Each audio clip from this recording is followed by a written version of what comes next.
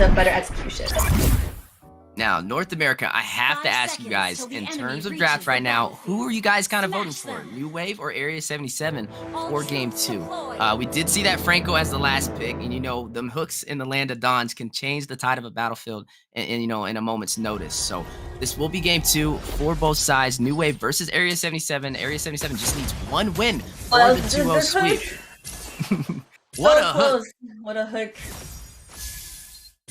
Oh, that Luna is just 1 HP left. Yeah, I would say, you know, it's very risky. It looks like Gal's Cuties, he has those magnetic hooks. Getting a hook within the first 40 seconds of the game as well. So, like I said, see a lot of people over there for Area 77's draft. You know, I like it. I'm not going to lie. It's very textbook. And it's shown to work in multiple situations. In terms of New Wave right now, you know, with that Dairoth, with that Esmeralda pick, it can work, you know, taking out the counter, but by picking what they would have went against, you know, Area 7 would have picked, Area 77 would have put against that, Dairoth, you know. So this is looking good on their side, but having that Uranus for the answer is a perfect fit to kind of fight the Esmeralda inside of that XP lane. But we do see a 3v1 stack possibly on the gold side. Now, we did see Area 77 kind of be the aggressor in Game 1, but, you know, I want to see how New Wave kind of plays this one out. Like that situation where you have Big Mac combo, classic favorite, and then a mystery box. So you kind of want to see, sometimes mystery box, it comes out a surprise, a great surprise, but sometimes you kind of want to go with something that you know always works. And Area 77's draft, you know how each of these, like how each hero works together. So it's a very secure draft. Yeah, we do see Lord or Turtle possibly, or it's going to spawn in 3 seconds, but what a play in, able to take out Pogi, taking out that jungler. You know, that's just insane, especially right now as that Turtle is spawning, but the flash is continuing. Merciless taken out, Ziggy taking out Merciless. Man, this is just heavy play, 2-1. Not even 3 minutes into the game for both sides. So I do like the aggression. We did want to see, you know, New Wave have a heavier presence, especially when they're picking that Faramis as well. So it is a pretty solid win, I would say, on their side in terms of that clash. They're doing pretty well this game in the early game, even though they weren't able to really take the turtle, but it was a team fight that kind of came out in their favor. And that Luna, you see the damage? It makes a difference this game from the previous game, having Luna as a mid lane than Alice. Now we do see Pogi able to secure that Lord, you know, kind of evening out the gold for Area 77 to New Wave. We just got to see a little bit of a heavier presence. Will they go for the objectives, or will they let Ballman take it? If they do, that's okay. We know he has pretty much a cheat code with that lethal counter and retribution, so maybe they kind of focus on the opposite side. Go for that marksman, go for those early ganks, and try and take the lead inside of the lane. But in taking out Merciless, looks like New Wave is wasting no time. 4-1, and they are gonna go to take some gold off of the bottom lane tower. That's a heavy ghost shield going to Dairoth and Esme. Man, you know, we have Bellman as a jungler. Sometimes you might not want to contest against the Bellman. So if it's a kind of an equal situation, you might want to look for trades. So as long as you find a trade-off in objectives and transfer your advantage into objectives, then it's always good to make a play somewhere else if you think that it might be a hard contest. Ooh, speaking of contest, Pogi might be a little too deep in enemy lines. It's taken out by In. Pogi has now died twice within 3 minutes of the game, especially being that jungler. You know, you are a high value target. You want to make sure that you get your farm, but you're also not, you know, get taken out too early. But we do see a clash. Lord T able to get a kill.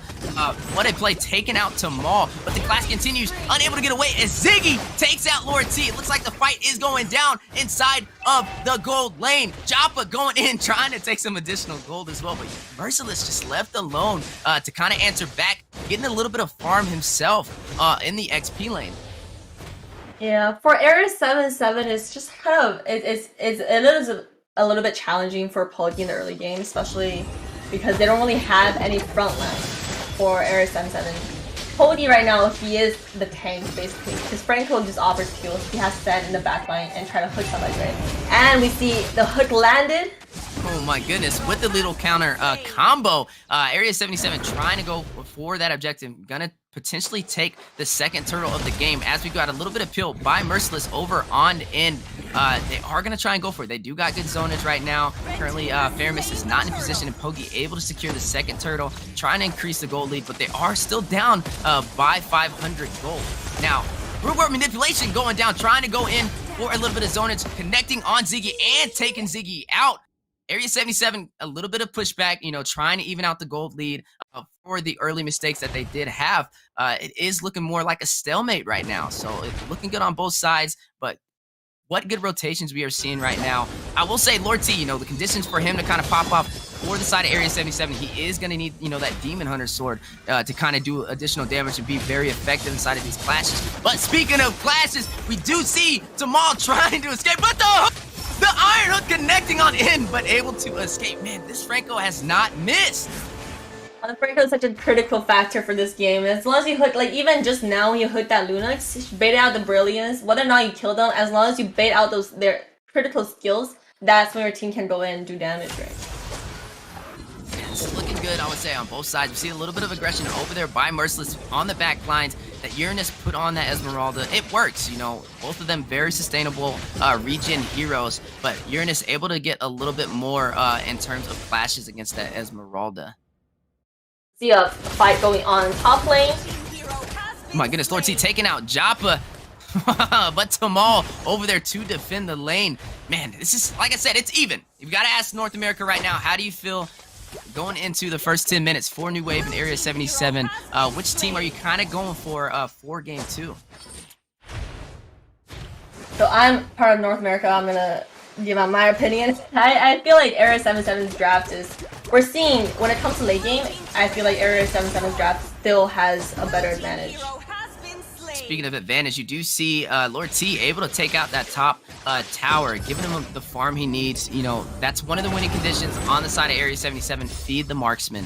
Give him any gold that he can take so that he can get those additional items to make him effective in those 5v5 clashes. And that's what we're seeing right now. And Pogi also on the turtle, able to take another turtle. That is 3 turtles for the side of Area 77. See how the Framis works in theory, but just in practice, when you are against teams like this, it's still maybe towards late game, and when Framis builds more defense. But right now, we don't see a huge impact coming from Framis. Oh, Ziggy taking out Gauss Cutie, just caught behind enemy lines and pulled back by Tamal. You do see Lord T trying to go for a little bit of farm, a potential gank on the side of New Wave, but able to escape with the mobility. Yeah, I thought he stayed a little bit overextended, but with Claw, there's so much mobility that, you know. Ooh, 2v1 clash over on Doctor. Will he be able to fend off Merciless and Pogi as they are going to try and do a potential choke on that lane as the minions are going to be pushing in. Doctor trying to go back. He is going to have to focus those minions potentially. Uranus just giving him a hard time. But over on the top side, Blazing Wet does go down, but Joppa able to take out Lord T. But Lord T was able to secure the kill over on Tamal. What a play, but the top tower has been taken out in the favor of New Wave. And a double kill over there for Joppa. But you do see Yato going in, Pogi trying to answer as their teammates have fallen, but unable to get a kill, and New Wave on the retreat. Yeah, that real world manipulation is just not the positioning. Should have went a little bit closer to the enemies because they were on their retreat path already. So, team fight, that was just brings New Wave back a little bit, ready for this team fight coming up when Lord is spawning in 30 seconds right here. So looking at the items right now for both sides, you know, we're looking over on the side of Claude. He does have Golden Staff and also Demon Hunter Sword built. So he has the damage he needs to kind of give New Wave a hard time, especially with their sustainability from that Esmeralda. But then you do see the Genius Swan, or, you know, the Genius Swan and also the Clock of Destiny on the side of Lunox. So this is going to be an interesting match. Like I said, I feel like wild cards are in the favor of New Wave right now, and Textbook is more on the side of Area 77 in terms of the draft pick. But right now, I would say this match is kind of leaning in the favor of New Wave. They did take that bottom tower as well, having that aggression, but focusing on objectives, it looks like Area 77 is going to take the first Lord. Interesting, because pretty much Area 77 secured every turtle as well as the first Lord so far. And, you know, but That's kind of what you see with that Ballman, you know, and if it's okay, it works if New Wave focuses on other objectives such as taking turrets and ganking the opposing lanes, and that's kind of what we saw right there. They didn't really worry too much about the Lord as they were able to take the 2 towers on the side of the bottom lane. But a clash going in the mid lane. Yato raining down real manipulation. Pogi taking out Ziggy as they are going to try and go for that mid tower. Will they be able to take it? What pressure are we seeing right now on the side of Area 77? Pogi able to take the turret, and the clash is still going on. Oh my goodness, it taking out Gal's Cutie. Cold Ultra activated for New Wave, but is it enough? Man, escaping with barely any HP from Cold Altar, but you do see Lord T pushing on the bottom side, trying to go for those objectives and clearing these lanes. Too far. Might be a little bit too deep. Ooh, you see Blazing Duet going down. It's a 3v1 situation. Lord T takes out Ed. Will he be able to secure another kill? Unable to get it as Doctor takes him out. Man, what a clash though. We see Lord T not afraid to go in, you know, having faith in that Blazing Duet, but he was not able to secure that turret. I like the mindset of Area 77 right now, but just the aggression right now might be a potential downfall for them, you know, going past the 10-minute mark. Already, it was still a decent trade. Cloud was able to take down the jungler on the side of New Wave.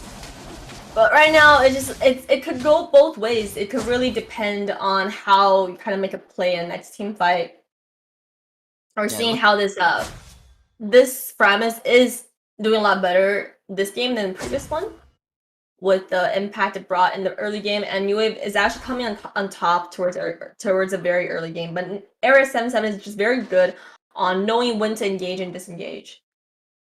Now, I will say, you know, for New Wave, it's going to get a little tricky when Eve gets into the mix because she does have, you know, her zoners with the real world manipulation, and they don't really have too much of an answer to kind of cancel it. I mean, they do have Esmeralda with the Falling Star Moon to try and drop on it and cancel it. But when you look at items right now, you see Claude over on the side of Area 77, Lord T. He did build the Wind of Nature, and the marksman on the opposing side, Joppa doesn't have it. But the clash, Joppa taking out Gallus Cutie. You know, this is going to be a fight that we want to see. I think it's leaning more in the favor of Area 77 right now in terms of, you know, item composition. But we see these 5v5 clashes, you know, anything's possible with the Faramis. I feel like after Claude does the Blazing Duet, if Faramis pops that Cold Altar, it'll kind of like undo the damage that Claude brought to the table. So you kind of want to target or like bait out the skills, bait out Faramis' skills, especially like towards the earlier point, as well as this Lunuts. Because Lunuts is the only one that can really get in the backline and get to Eve with that Dark Form. But we're seeing another Lord fight, but it doesn't seem like New Wave is even ready to contest it right now. And we have seen Area 77 taking all of the objectives. Pogi able to take the Lord as well. And taking out Gauss Cutie as the clash is going down. Ziggy able to take out Pogi, leaving only Yato, Lord T, and Merciless for the side of Area 77. Merciless on the run as we see a heavy presence by New Wave in the mid lane. Do we see a clash for a contest of the blue buff and a possible mid lane turret being taken out? Looks like New Wave beat the aggressor. Ziggy taking out Merciless on the play, and Blazing Duet going in.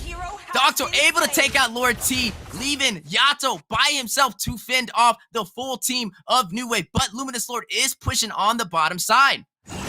New Wave is not even. Oh, Franco landed that hook on. Who's that? It's the Esmeralda. We see so much brilliance and light in that moment when Franco landed that godly hook that I don't even see which hero this is. Yeah, it was a good hook by Franco, but I don't know if it's enough right now. You know, it's leaning in New Wave's favor. We do know this is best out of 3. Area 77 did take the first win, so New Wave has to kind of play this game to their favor, be more the aggressor, and make Area 77 the reactive team. I would be very looking forward to dragging this game, like this series, to 3 versus 2 to 1, instead of having Area 77 win easily against New Wave. I want to see how they kind of react to Framus and see if this Framus can get on their nerves. Be like next game where Area 77 just straight up ban it. That's what I wanted to see. That's a good point you make. I think everybody's kind of asking that same question. Seeing the Faramis, allowing the Faramis to be picked up for Game 2, especially when you've seen how effective it was in Game 1. Maybe Area 77 is not too worried about it. They were able to secure a win on the Faramis for the first game. But going into Game 2, it looks like Faramis, pulled out a whole nother book and is showing us some new tricks today. So Area 77 definitely has to play a little bit safer as it is leaning in the in the favor of New Wave right now. Are we going to see a potential 2-1 game today? And I think targeting Lunox might be a good idea. Try to at least bait out her brilliance or take her out before a team fight. Because she, with her in the backline and keep on regenerating health, is just gonna continuously burst down. Oh my goodness! Blood recognize the hood right here. Doctor trying to escape, has the full team of Area 77 on him, but he is able to get away while New Wave is trying to push that top turret. But the zone is over there by Yato to be able to secure and defend their top inhibitor turret. That's crazy though. 5 men ganked on 1 Esmeralda, yet she still lives. But yes, they have to defend the base for A77. I like how New Wave's playing right now. The first game it looked like a little bit better of rotations for the side of Area 77, but we gotta give these teams recognition, guys. These are teams that are champions. These are champions in North America for North American Challenger tournaments and also in the North American Squad League. The level of competition that they play against on a regular is of a higher elo. And that is what we're seeing today from both sides. But Lord is in play, a clash going down. But Ziggy able to secure the Luminous Lord. And Ziggy taking out Pogi, taking out Area 77's jungler in the clash. Wow, what a good play from both sides. See how when Claude went in, they kind of saved his ultimate ult for when Lord T went in with that blazing duet. That's when Faramis acts with the ult. And Luna is actually the one who got the Lord. Yeah, what a play over there by Ziggy. We've seen Lunox kind of been picked up a lot inside of NACT and this new season, especially against those beefier compositions. It's been working, and right now it's looking really good for Ziggy. Currently being 7-2-5. They do got the lead in terms of kills, 17-10 in the favor of New Wave, and the gold difference of 4,000 gold. That's probably like one of the highest gold differences that we've seen today so far. And Pogi's just not having a great time this game. He's basically the tank for the side of Area 77, and besides tanking and taking objectives, there's not much he can do. Speaking of objectives, we do see a clash in the mid lane. Reward manipulation going down in, able to take out Lord T, and Jabba taking out the inhibitor turret for the mid lane. Will we see a potential end on the side of New Wave to enter? We do see it! Ladies and gentlemen, we are going to a 2-1 game. Victory goes to the side of New Wave. What a great game coming from New Wave. They did a lot better early game with the team fight and the rotation coming from New Wave. And their comp this game overall. I really like the Bruno, how the Bruno is drafted into this game. With the Bruno, the damage that it deals with Uranus. Basically 3 kits and he's half HP. That's how scary